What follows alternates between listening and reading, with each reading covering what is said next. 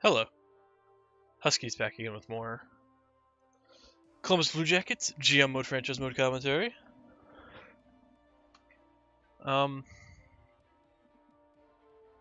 Yeah, last video we ended year 3, kind of meh. Didn't have the strongest ending by any means. Wasn't a bad ending by any stretch of the imagination, but it wasn't great. We had that run in February where we won 12 in a row, 10 in a row, 12 out of 13, and we kind of played 500 hockey for the rest of the way. We ended up making the playoffs. I'm assuming as a wild card? I didn't actually look at the standings. Sorry if I'm out of breath, I just chased a dog around the backyard. Yeah, we finished as a wild card, number 1 wild card, 101 points. So 5 teams in the Metro had 100 points. And if we look at the Atlantic, 1 team had 100 points. So we're taking on the number 1 seed Tampa Bay Lightning, but we actually had the same amount of points. So this is technically a 1 seed versus a wild card, but it doesn't feel like it if you look at points and records by any means.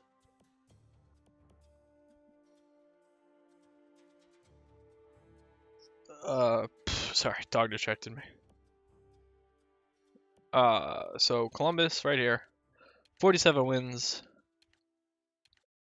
As I say, 2.91. Again, I gotta really up on my glasses when I do these videos. 2.91 goals for, 2.61 against. Pretty good, pretty even if I'm honest. Power play 19%, could be better. Not too happy about that. 80% penalty kill, which is pretty good. I'm okay with that. About the same record home and away. It's nothing about our team blows me away. Whereas when we look at Tampa Bay's lines, they're gonna blow me away, I bet. But again, 101 points, 47 wins, exactly the same as us.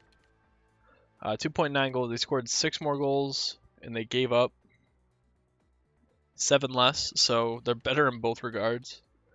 Power play is killer, 23%. Penalty kills killer, 83%. So they're better than us against every metric, at least, that I can qualify against. Because obviously this game doesn't have advanced statistics, so I can't really dive deep in.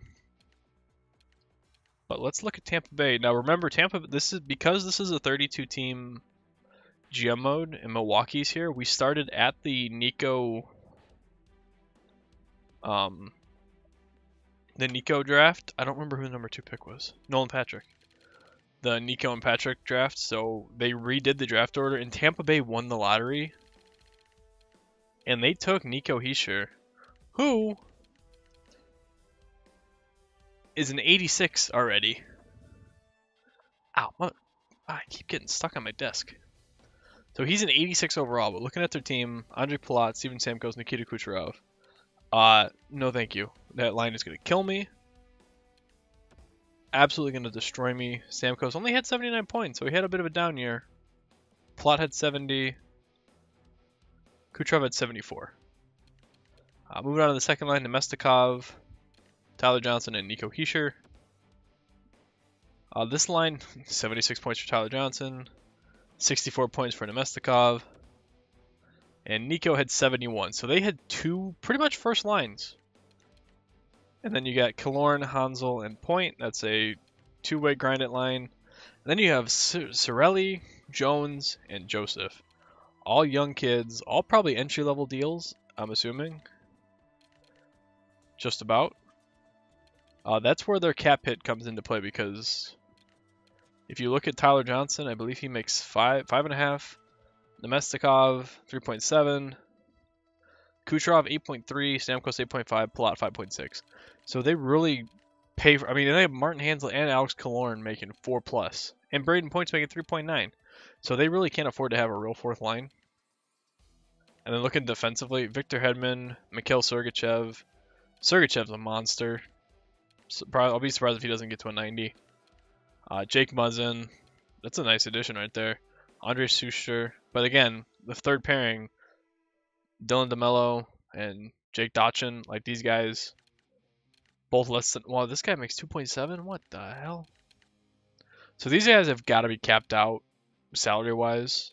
But they're their fourth line and I gotta see their bottom six and their third defensive pairing will maybe hurt them against us. But then they've got this guy in net. Vasilevsky's on a $3.5 million deal. They're gonna have to re-sign him. I'll be interested to see if they can actually re-sign him, because I think they have to re-sign Nico as well. They do, so they'll have to pay for Hischier and what's his face? The guy I just looked at, Vasilevsky. So it would not shock me at all to see Vasilevsky in the postseason or in the offseason as a free agent, because he'd be an RFA. But enough of going into the deep dive into Tampa Bay. Let's see how we fared against them in the regular season. October kicks off. Did not meet them in October. Oh, we got our first taste of them in November. They beat us 4-1. All right, we were still kind of finding our rhythm there. December rolls along. We avoid them there.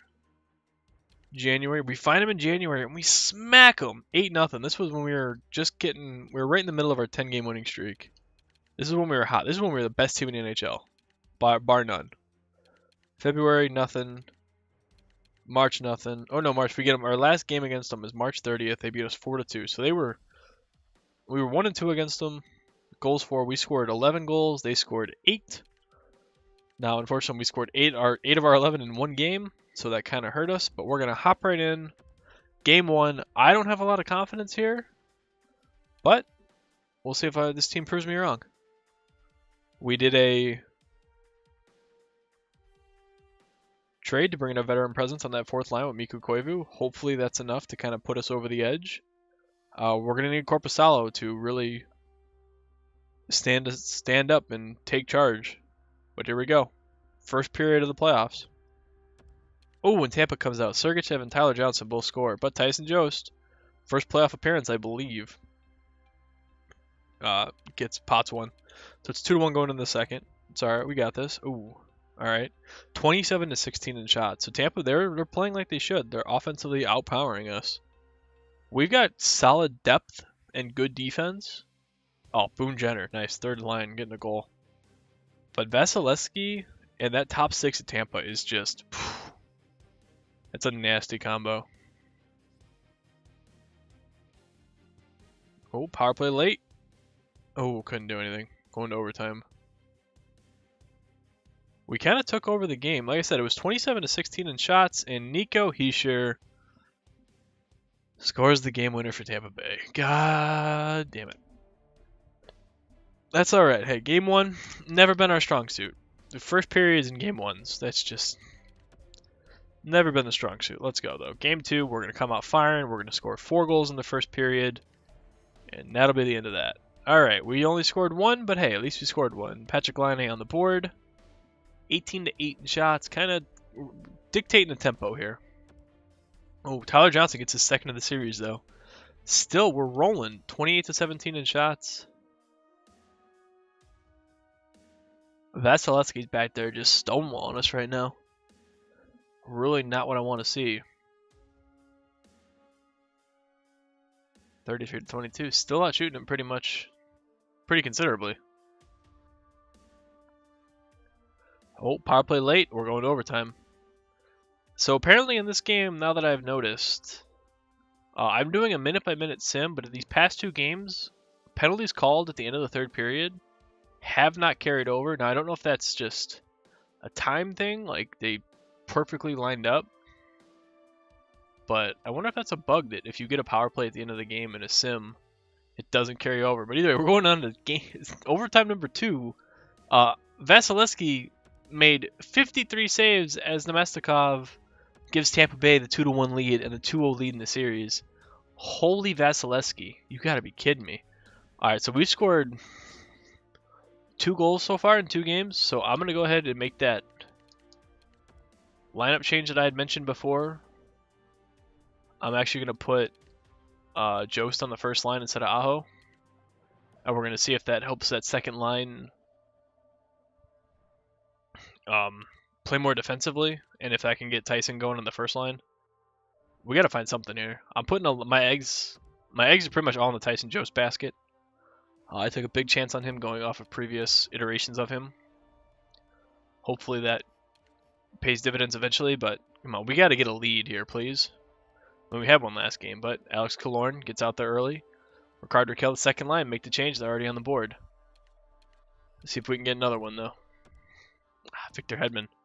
We just cannot solve Vasilevsky. The guy's on fire. Oh, one thing I meant to check. My OBS updated. I don't know if my delay is still active. Okay, it is. Alright, so that's a 2-1 victory for Tampa. So, 3 games, 3 goals. Or 3 games, 4 goals. Game 4, man. On the brink of getting swept out by the Tampa Bay Lightning. Now, this is nowhere near as bad as the sweep was by Edmonton in the Cup Finals 2 years ago, but man, we're not doing hot. Oh, Stamkos got on the board again. Burakovsky answered, but we just cannot score first. But for that matter, we can't score second. We hit 1 goal and then we just cap out. Like, Korpisalo's played a great series. Like, I can't even fault the young netminder for getting thrown into the fire at Tampa Bay in round 1. We're going to overtime again. Oh my goodness. This is the 3rd overtime game in 4 games. Tampa gets a power play. And Steven Stamkos wins it on the power play for Tampa Bay. Clean sweep, 4-0. Not what I was anticipating. Patrick Laine had 1 goal. Artemi Panarin did not score a goal.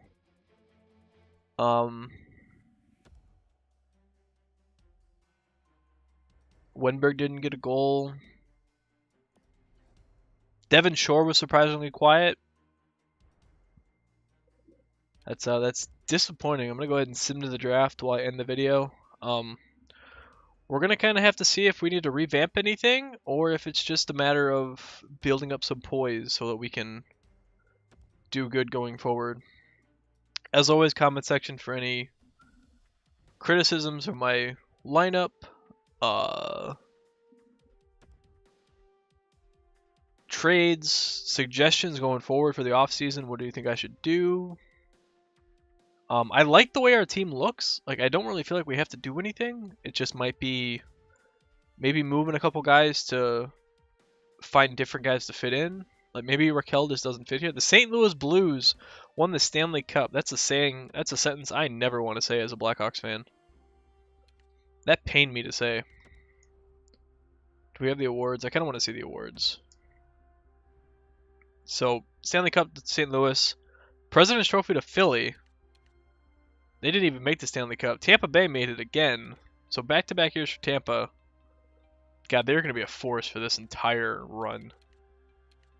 I'm going to have to go through them every single season. But here we go. Kane with the Art Ross. Kane with the Hart. Brent Burns with the Norris. Kane with the Lady Bing. Garinov with the Calder. Nice. Jake Allen with the Conn Smythe. Craig Anderson with the Vezina. Interesting. Masterson to Gunnarsson. Selke to Bergeron. Surprise, surprise. Ted Lindsay for the Kane. And Tarasenko with the Richard. So Ovechkin won it year 1 and hasn't touched it since. But that's where I'm going to go ahead and end this video. A very disappointing end to the season, but I think we're still in a growing pain. Like, I didn't expect us to have a strong run, but hey. As always, if you enjoyed the video, remember to leave a like. It's the best way to show your support for the series. If you don't want to leave a comment and you want me to know that you will enjoy what you're seeing, as well as subscribe to the channel. That way you don't miss out on the next upload. They do kind of come out at random times during the afternoons. And last but not least, thank you for watching. Oh, and shameless plug, I've been streaming a little more on my Twitch. Links, as always, are in the description. And last but not least, thank you for watching. And I will see you tomorrow for what could be an exciting offseason or what could be a boring offseason. We'll have to wait and see what the game throws at us.